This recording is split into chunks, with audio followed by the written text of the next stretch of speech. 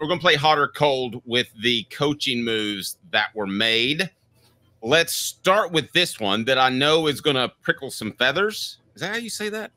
Prickle some feathers. Yeah, I don't know. I don't know if that's how you say that or not. Extending Willie Martinez through 2027, giving him what is essentially 3 more years on his deal. Is that right? No, 2 more. 2 more because it's January of 2027. Okay, gotcha. All right. I'm cold on that, and I'm even more cold because of the fact that it seemed as if Tennessee just tried to hide it. This was obtained by the News Sentinel through an open records request, the fact that Martinez was extended. Caleb, that tells me that Tennessee wasn't crazy about it and then might have been making a move for somebody else and ended up stuck with Martinez. Is that too conspiracy theorist for you? No, I think you're absolutely right. And I want to bring up something. I want to address a couple of things about this because the reason I'm cold on it is that I think Willie Martinez, let's call it what he is, Dave. He's not a secondary coach. That's his title. He's a safeties coach who recruits. For those who want to tout the cornerback play at Tennessee, which has been significantly better than the safety play, even though the secondary has struggled throughout the 4 years Josh Heupel's been there. Guys, Tim Banks handles the cornerbacks. He's coaching the cornerbacks on a day-to-day basis. Willie Martinez is just coaching the safeties. I think, Dave, you and I can both agree the cornerback play has been significantly better than the safety play over the last 4 years at Tennessee. Yeah, no question about it. And Martinez is one of those guys that has long made his reputation in the SEC by doing what? That would be by recruiting. And I'm not sure he's – and I think this just comes with age. I don't want to go cover 18-year-olds and 17-year-olds like I used to in my 30s. I'm 50 years old. I'm a man. I mean, I just have trouble believing that at this age, and I think he's about the same age, you're as fervent about covering 17-year-olds as you were in your mid-30s. Yeah, I mean, I agree. Is that ageist of me? That you're not as energetic about no, that I question his desire like he used to be in his 30s. No, which is why he didn't get a pay raise. I think they know that, which is why he's collected a check. I mean, it's what you tell me about Jerry Green all the time. Do you think this is a golden parachute job for him? I mean, it's possible. Probably. David, we'll get to promoting Coach Chop here in a moment. Please hit that like and subscribe button. And Kelly, you're right. It is ruffle feathers, so that's my bad. But thanks for listening. All right, so let's move on. Hot or cold brought to you by City Heating and Air Conditioning. Extending Kurt Schmidt, the strength coach, through 2026. Dave, I'm interested where you're going to go on this, and I'm going to say this up front. I'm very sympathetic to Kurt Schmidt's job. He's got to keep this team conditioned and healthy amidst a very difficult system they run with the tempo. However, outside of 2022, where the offensive line stayed fully healthy throughout the year, I can't say he's met the moment. And I just go back to the mishandling of the Cooper Mays situation, which, like, I don't have to talk about what we know on internally. We don't have to go there. I can just go to, he had a hernia that he had in April that he had surgery on in June, even though he took part in spring practice when he clearly seemed to have it in April. And then we know, because it was public, Josh Heupel says we anticipate Cooper Mays out there against Florida, and the Cooper Mays doesn't play against Florida. So just the mishandling from the strength and conditioning coach of that is something that makes me get a red flag with Kurt Schmidt. But then there's also, and I want to know your thoughts about this. Yeah, I mean, Brew McCoy's injury, Hendon Hooker's injury, those things aren't his fault. Brew McCoy losing a step, though, and his lack of return to full strength this past year, when we kept hearing he was 100%. I think you're giving strength coaches too much credit. I think they're more counselors than doctors. Like, you want to go home and quit and go to mommy, let's talk about it. I mean, I was thinking about soft tissue injuries, and the only one that came up was Keenan Pili, right off the top of my head. I mean, to me, that's a guy who's mentioned too. I mean, that's a guy who's more injury prone. I will say I'm warm on this, or I'm hot on this. Keep him. David says lukewarm. David wanted to go back to Willie Martinez for a moment. let's give Martinez credit. He did help develop Will Brooks into an all-SEC top safety. Okay, hold on. I mean, you have to give him credit. I think Will Brooks, as a walk-on, is your gosh, I hate to go. He's your stereotypical gym rat smart guy that knows where to be on the field. Caucasian. And that plays well when Jermon McCoy and Ricky Gibson are able to lock down receivers. Okay, that's fair. I'll give you that. But you have to give him some credit. Will you give him some credit? No, because I think the indictment is that some of the other scholarship safeties couldn't get into the starting lineup because he couldn't coach them up. Okay. Hot or cold brought to you by City Heating and Air Conditioning. So we're cold on Willie Martinez. I'm hot on Kurt Schmidt. You could sell me on Kurt Schmidt. You could sell me on Kurt Schmidt, but I'm definitely cold on Willie Martinez. Neither of them got a pay raise.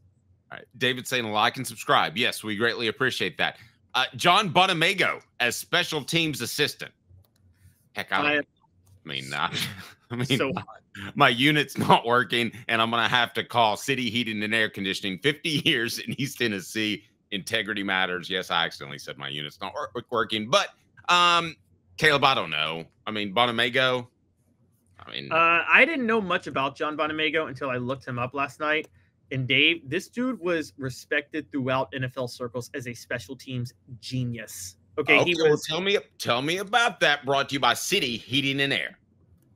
Hi, Mike Davis here with City Heating and Air, reminding you to always dare to compare. Our team provides quality local heating and air service, installation, and maintenance across East Tennessee. We use only the best equipment like American Standard heating and air conditioning for your residential, new construction, or commercial needs. Honesty, dependability, and customer satisfaction have been the cornerstones of our business since 1961. City Heat and Air. There's your best. Tell me about John Bonnaroo. Bonnaroo. Did you just say John Bonnaroo? That's his new name. Johnny Bonnaroo is his new name. Wherever he has gone, basically teams had big turnarounds, and they typically had them with help through special teams. And I'm talking about 1999 when he went to the Jags. They had the best record in the NFL that year. 2006 when he went to the Saints. They got their first ever first-round bye in the playoffs. Now, you can point out they signed Drew Brees. That is true. Yeah, that was a bit of a difference maker. But I can point out. You can point out. I can point out that they had one of the best punt return games in the NFL that year because of Reggie Bush, and that was significant. 2 years later, he goes to the Dolphins. The Dolphins were 1-15 in 2007. They make the playoffs in 2008, partially because they were averaging 11 yards per punt return. And for those of you who don't know, averaging double-digit yards per punt return in the NFL is an insane stat. That's really, really, really hard to do. Then later, he goes to the Detroit Lions, and they get a home playoff game in 2014, and they get help through special teams. I'm saying he has had success everywhere. And of course, then as a senior coaching assistant, he was with the Rams, and they went and won the Super Bowl in 2021. Again, through help from special teams. Now, what really stands out is he was a head coach at Central Michigan. By the way, that's where Butch Jones was the head coach back in the day. He didn't have success as a head coach, but he did make 3 straight bowl games before he went 1-11. So he's not head coaching material. But this dude is a revered special teams coordinator. I don't know why he took the Tennessee job. He's coming out of retirement to do it. So Josh Heupel clearly threw some cash at this hire. That's showing me that the most important thing with this hire, he wants to make special teams an edge, like a huge advantage for Tennessee. Okay, well, you fixed my unit. I'll say I'm hot on that one. Brought to you by City Heating and Air Conditioning. But you had to sell me on it. I mean, to me, it just kind of looks like hey, Knoxville's a great place to retire sort of hire. But that's fine. I'll go with you. Evan Crabtree gets promoted to special teams coordinator. Again, you help me with this one. This one's not doing a lot for me. Then we'll get to chop. I am probably cold on this one, but I can be swayed. Particularly since you hired John Bonamego, why do you have 2 special teams guys? Like, John Bonamego is the more seasoned guy. Why do you have him as the assistant with Evan Crabtree as the special teams coordinator? Now, here's the other question that I asked. That's an interesting point, David. Boo Carter will be an All-American. Yes, working with Boo Carter. Yeah, I think working with him may be a factor. That's a really good point, more so than retiring in North Knoxville, God's country. I don't understand, and I've reached out to the SEC and UT this morning. I don't understand how many coaches you're technically allowed to have on staff nowadays. There used to be a rule. It was either 8 or 9. And I have looked and looked and looked because now they're counting the strength coach as one, which they didn't used to count. Now analysts don't count, but really in this day and age of NIL, I know that applies to athletes, but couldn't it apply to coaches? I mean, how can you tell somebody how can you tell a company? I mean, Caleb, nobody could come to us and say Off the Hook Sports is prepared to hire 20 more people. We'll just let you hire 8. No. That's not legal. So I never thought that rule should have been in place in the first place. I understand why it's there because you don't want Tennessee having 50 coaches and Idaho having 2. I mean, I understand why it's there, but I just think that rule's dead. I think Nick Saban helped kill it by having analysts out there. Yeah, I mean, well, Nick Saban, this is kind of a rule Nick Saban's been fighting for. Nick Saban, on principle, had such opposition to the coaching limitations, and he brought up the math. He was like, no one, like, if you think about the on-field assistants, football coaches with the regulations are handling more people per assistant than any other sport by far. So I think the cap technically for on-field assistants is 11 now. Or no, it's 10. You can have 10 on-field assistants. Okay. So with that, they've added one here, which we'll get to in a second. But I think Bonamego is going to be an all-field role. Now, one thing Evan Crabtree does do, I'll say this, Dave. Here's what's a little bit out of the box on Evan Crabtree. You ready for this? I'm ready. Evan Crabtree was a long snapper. His focus as a special teams analyst has been on long snapping and making sure that the long snapping part of the kicking game is effective. For those of you who hold on, we'll get to Coach Chop. Sorry. Hold on. Sorry, go ahead. I didn't mean to do that. Go ahead. For those of you can't take it down. Well, it's still showing, but I can't take it down. Take it down. Boomer. Anyways, for those of you who don't know, long snapping is half of field goal kicking. It's half the advantage. And I can tell you it's good long snapping is as important to good field goal kicking as the field goal kicker himself. And half a reason a field goal kicker looks like he's not good or good is because he has a good or bad long snapper. You're seeing that with Justin Tucker. I'm not trying to get to his own personal issues right now because they look pretty bad. But Tucker. He's the massage punter, right? Yes, the massage one. Justin Tucker was the greatest kicker. Right inside the 20-yard line. Justin Tucker was the greatest kicker of all time when Morgan Cox was his long snapper. Morgan Cox left, and everybody's been wondering what exactly happened to his collapse. It literally happened the year Morgan Cox left. And by the way, when Morgan Cox was at Tennessee, Daniel Lincoln was an All-American kicker. Yep. Okay. Can you pull up Levorn Harbin's bio on UT? This to me is a little bit troubling. He's been an analyst. He's been at UT for a couple of years. He's been very involved in their recruiting. And here's what his bio looks like at the University of Tennessee. Can we? Oh yeah, I know. Let's go ahead and pull that up if we don't mind sharing that with here, because this was the one that I was probably most hot on. Brought to you by City Heating and Air Conditioning, and they don't even have his title filled out. There's a part of me that says, young guy gets a shot. He's making money now, so he's going to stay around. He's going to grow, and he's got Arian Carter. And he's going to have a fantastic first year. But there's another part of me that says, oh, he's going to have all that. And it's almost as if he's set up not to fail because he's an elite recruiter. I mean, that to me is kind of troubling. It feels like a Butch Jones hire. And I'm not going to go hot or cold on this because I'm honestly 50-50 split. And I know some of you online would like to share your thoughts. I'd love to hear them. You could probably sway me. But this feels like it could go either direction. This could be you look back and you say, oh, that guy was purely hired as a recruiter, or you look back and say that was a great young coach that got his start at Tennessee.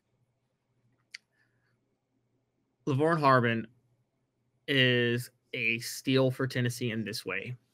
Here's what he brings to the table. Talent evaluation. Okay. I'll give you that. here, for those who don't know, Levorn Harbin was the director of recruiting at Auburn in 2019 and 2020. And he's been at Auburn. He's had multiple stops at Auburn. So he has plenty of experience recruiting. His track record otherwise has been at Louisiana, Georgia Southern, and he spent 7 years at the HBCU level at Tuskegee.